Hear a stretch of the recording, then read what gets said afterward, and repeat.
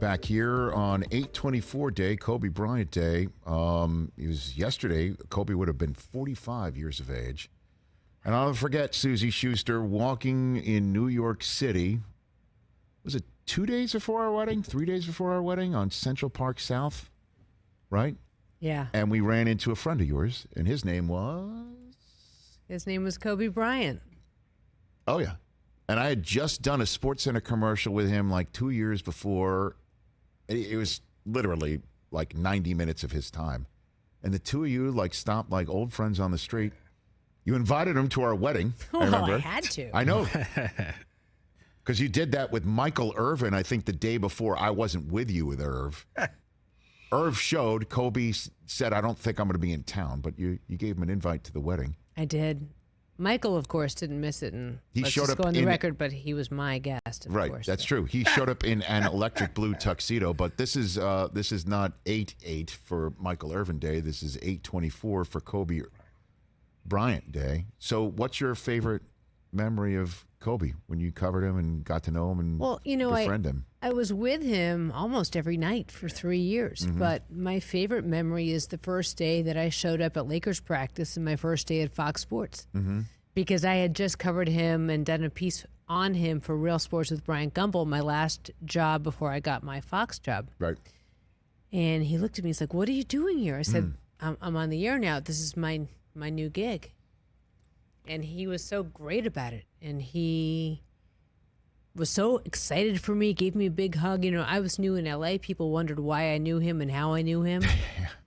And he never said no. There was one time where he was like, "Suze, like, you can't do this to me." It was right after one of the Shaq, Kobe fisticuffs, fights in the back kind of thing, scuffling, you might say.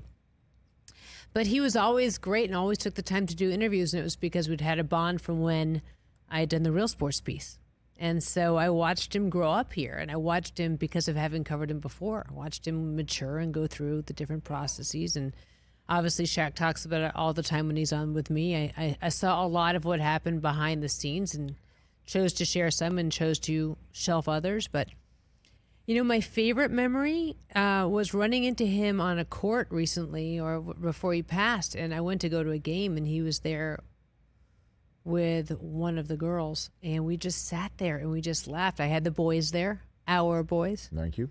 And we looked at each other. We're like, "Can you believe this happened? Like, look at all these kids."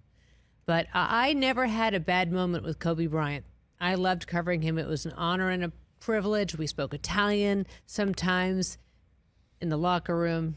I thought he was just the greatest, and I think it's nice that the Lakers are going to unveil the statue on 2/8. It is Gianna's number was 2, and so on February 8th, when the defending champions, the Nuggets, are in town for a game, they will unveil the statue out front. And Vanessa made that announcement today on the Lakers social media account, and he belongs out there with the Laker greats. And his daughter, again, wore 2 for February and 8, obviously, for him.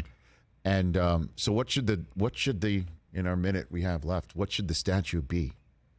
Should it be his follow-through? Should it be... On the way up, I think it's him soaring, don't you think, TJ? Wouldn't it be him soaring? Maybe him shooting that fadeaway. In the corner? But does the statue, is it young Kobe with the fro? Is it older Kobe? Is it 8? Is it 24? That's what I'm interested to seeing. Okay, I'm going to guess it's going to be 8 on the front and 24 in the back. That's a good one. Sick. I like that. I like that. That would be sick. How about him waving off Karl Malone in his first All-Star game? I got it. Or the day he stopped and looked at me wearing a Clippers shirt. Well, I was sitting courtside one time and looked at me and said, "Are you crazy?" And that was the only interaction I've ever had with Kobe Bryant. He would wave off Karl Malone in the locker room. That was the weirdest. That was a wild team. That was a weird combo. Yeah. But I hope it is like of his follow through. I don't know. But you think soaring in the air? I just feel like, look, he always loved Mike. He wanted to be like Mike. He modeled himself after Mike, and I just think he was happiest soaring. That's just me. Catch the Rich Eisen Show every single day on the Roku channel, 12 to 3 Eastern, for free.